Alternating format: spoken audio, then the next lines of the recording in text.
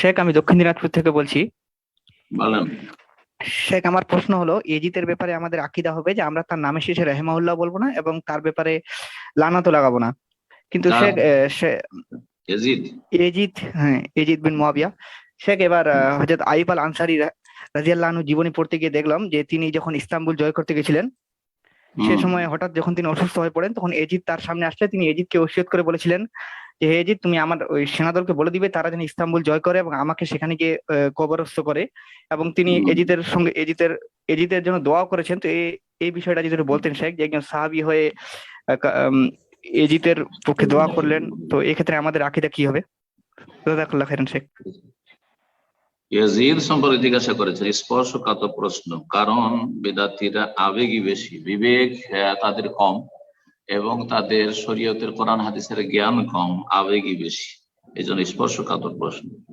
Yazid প্রথম কথা মুসলিম ছিলেন না কাফের? যদি বললেন যে কাফের, তাহলে কি আসলে কাফের ছিলেন? আপনার কথা ঠিক না ভুল? অবশ্যই ভুল, কাফের ছিলেন না, তিনি ঈমান ভঙ্গকারী ছিলেন না। এমন কিছু জানে যে ঈমান ভঙ্গ করেছে, তবে তিনি কাফের না হলে মুসলিম ছিলেন কিন্তু তার জীবনে বিভিন্ন গুনাহ ছিল। যেমন একজন শাসক মুসলিম থাকে, সাহাবীদের মতো মোটেই না, আর তিনি সাহাবী নন, সাহাবীর ছেলে, তাবেঈনদের যুগের, কিন্তু তার বেশ কিছু খারাপ আচরণ ছিল, যার ফলে তার জুলম অত্যাচারের কারণে, তার মধ্যে বিভিন্ন গুনহার কারণে তার এইসব কথা আলোচনা আছে, আর সত্য সহি এগুলি। একজন মানুষ যদি তার বিভিন্ন গুনাহ থাকে, জুলম অত্যাচার থাকে, কিন্তু তার ইসলাম টিকে আছে, তাহলে সেই ব্যক্তি মুসলিম, গুনাহগার, খুব বেশি তো ফাসিক।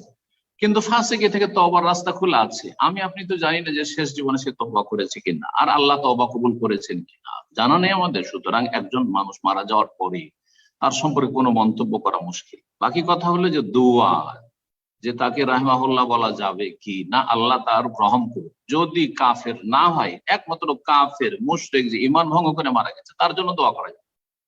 কিন্তু যদি মুসলিম হয়, ফাসিকও হয়, চোর হয়, ডাকাত হয়, খুনি হয়, কিন্তু মুসলিম, তাহলে তার মারা যাওয়ার পর আল্লাহ তুমি তার উপর রহম করো, আল্লাহ তুমি তাকে জান্নাত দাও, আল্লাহ তার গুনাহ খাতা মাফ করো, গাফার আল্লাহ হলো, আল্লাহ মাগফির লাহু, দোয়া করা যাবে না? যে জানাজা তো পড়েছেন, জানাজা পড়েছেন, সেই যুগের লোকেরা এজিদে জানাজা পড়েছেন, তারা কি সবাই কি চামচা ছিলেন নাকি? নাউজুবিল্লাহ। তাহলে যার জানাজা যে পড়েছে এজিদে, তো আল্লাহ সে তো দোয়া করেছে আল্লাহ মাগফির লাহু, আল্লাহ মাগফির লাহু ওয়ারহামহু, সব দোয়া যে রয়েছে জানাজার দোয়া করেছে। তো কিন্তু কোন মুসলিমের জন্য দোয়া করা আরেকটি মাসলা, দোয়া করা তাহলে জায়েজ, কিন্তু দোয়া করা কি ওয়াজিব? আমাকে যে কোন মুসলিমের নাম আসলে মারা গেছে রাহিমাহুল্লাহ বলা জরুরি না? জরুরি নয়। বেঁচে থাকলে হাফেজাহুল্লাহ, আল্লাহ তার হেফাজত করুক, জরুরি। যে শেখ সলিহুল ফাউজানের নাম আসলো, হাফেজাহুল্লাহ বলতে হবে, জরুরি না? জরুরি নয়, জরুরি নয়। ভালো, মুমিন ভাইয়ের জন্য বা আলেম ওলামাদের জন্য দোয়া করলাম।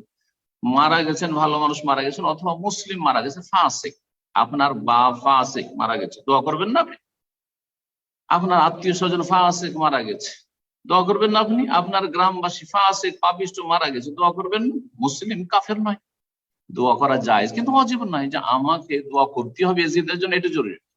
হ্যাঁ, সুন্নাত না, ওয়াজিবও না, কিন্তু জায়েজ। জায়েজ, যে কোনো মুসলিম ফাসিকের জন্য দোয়া করা, গুনাহগারের জন্য জায়েজ। আশা করি বিষয়টি বোঝা গেছে এবং ঠান্ডা মেজাজে বোঝার চেষ্টা করো। কিন্তু বিদাতীরা তুই ইয়াজিদকে কাফের বলে, এখন কাফের বলে তার জন্য দোয়ার বৈধতা তো তাদের কাছে নেই, কিন্তু আমরা তো আর কাফের মনে করি না। কোরআন সুন্নাহর আলোকে সে কাফের হয়ে মারা যায়, সে জুলম অত্যাচার করেছে, মদিনার উপরে জুলম অত্যাচার করেছে, হারায়। আর হোসেন রাদিয়াল্লাহু তাআলা আনহু, তার পরিবার, আর সেখানে জুলমের সমর্থন হয়েছে, সরাসরি জুলম না করলেও জুলমের সমর্থন হয়েছে, এবং জালেমদেরকে পানিশমেন্ট করেনি, ইত্যাদি, এসব তো অবশ্যই আছে। তো এই জন্য ইমাম হাফিজ রহমতুল্লাহ আলাইহি বলেছেন যে আল্লাহ রাব্বুল প্রশংসা করেছেন তাবেঈনদের, ওয়া তাবিউনা লাহুম বিইহসান ওয়াস সাবিকুনা আল আউয়ালুনা মিনাল মুহাজিরিন ওয়াল আনসার ওয়াল্লাযিনা তাবাউহুম বিইহসানিন, যারা ইহসানের সাথে, নিষ্ঠার সাথে সাহাবায়ে কেরামদের অনুসরণ করছে। আর ইয়াজিদ, তারপর হাজ্জাজ বিন ইউসুফ, এইরকম যারা আছে জালেম, তাবেঈনদের যুগের যারা জালেম, তারা লাম ইয়াত্তাবিউ বিইহসান বাল বিল ইসাআতি। হাফিজ রহমাতুল্লাহ বলেছেন যে খারাপ আচরণ করেছে তারা, ভালো আচরণ করেনি। ইহসান মানে ভালো আচরণ। এই কথাটি আমার খুব পছন্দ লেগেছে এবং আপনাদেরকে এই এলেমটা বললাম, এতে আপনাদের অনেক উপকার হবে। তো যারা তাবেইনদের যুগের মানুষ তারা দুই ভাগে বিভক্ত। এক শ্রেণীর হচ্ছে ওয়াত্তাবিউনা লাহুম বিইহসান, যারা নিষ্ঠার সাথে ভালো আচরণের সাথে সাহাবাই কেরামদের অনুসারী। আরেক দল হচ্ছে তারা তাবেইনদের যুগ পেয়েছে, সাহাবীকে দেখেছে বা সাহাবীদেরকে দেখেছে, একাধিক সাহাবীকে, কিন্তু তারা ভালো আচরণের সাথে অনুসরণ করেনি। তাদের জন্য দোয়া করা জায়েজ, তারা ঈমান ভঙ্গ করে যায়নি, কিন্তু আমাদের জন্য জরুরিও না। আর যে দোয়া করতে সুন্নাত না, যে দোয়া করতে মুসলিমের জন্য এমন কিছু না, জায়েজ। জি, আমার আপনার মারা যাওয়ার পরে কেউ দোয়া করে তো ভালো কথা, আর না দোয়া করলে কোনো দোষের কথা না, ওয়াজিব হয়ে যায়নি যে দোয়া করতে হবে। জাযাকুমুল্লাহু খাইরান। জি। ومن أحسن قولا ممن دعا إلى الله وعمل صالحا وقال إنني من المسلمين